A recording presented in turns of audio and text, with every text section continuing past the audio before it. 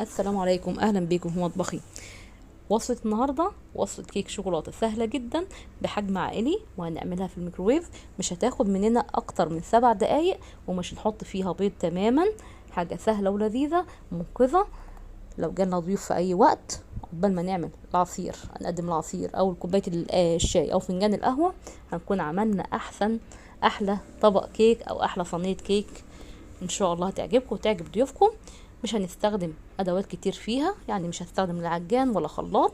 حتى البايركس او الطاجن اللي انا هخلط فيه مكونات الكيك في نفس القالب اللي انا ادخله الميكروويف. شايفين النتيجة؟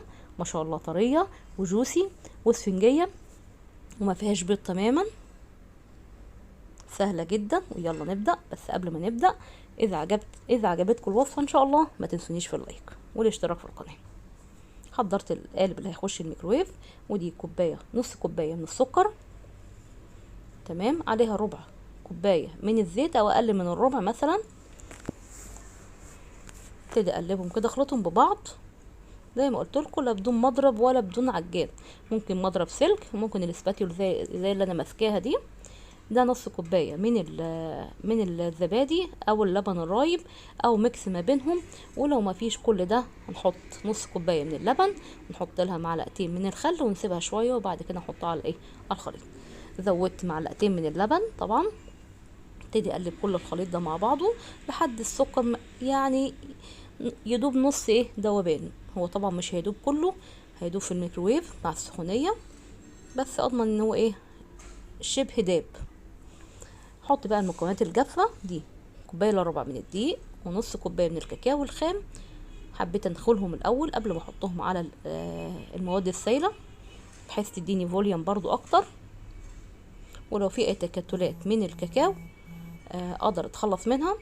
بعد ما حطيت الدقيق والكاكاو، حطيت معلقة صغيرة من البيكنج باودر، ومعلقة صغيرة من البيكنج صودا، ورشة ملح. ونقلب كل الخليط بتاعنا ده. زي ما قلت لكم، ما استخدمناش ادوات كتيره في الوصفه دي، سهله جدا ومنقذه ولذيذه. الوصفه دي للناس الكسلانه اللي ما بتحبش تخش المطبخ وعايزه تاكل حاجه حلوه.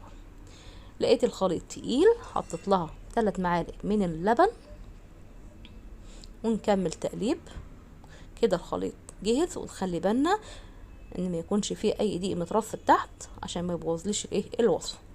نساوي السطح كده، ونمسح الجوانب عشان ما تتحرقش مننا، وندخله الميكرويف. انا دخلته حوالي اخد 7 دقايق بس، 3 في 3 في دقيقة، لحد ما استوى وطلعته من الميكرويف. هنا بقى عندي قالب من الشوكولاتة اللي هو بالحليب.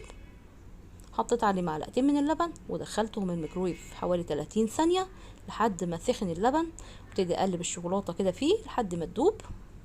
لو لقيتها لسه جامدة، ممكن ادخله 30 ثانية تاني، او ممكن على حمام مية.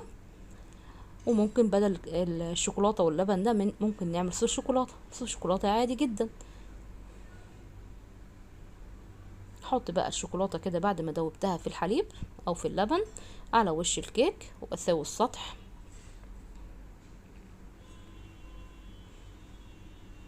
ما شاء الله تقريبا ما خدتش تقريبا 15 دقيقة، وكان عندنا صينية كيك بحجم عائلي، يعني حجم كبير، مش مج مثلا.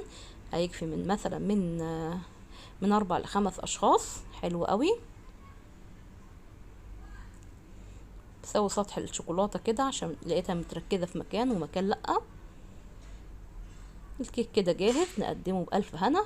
جربوا الوصفة وإن شاء الله تعجبكم، وأشوفكم فيديو جديد. باي باي.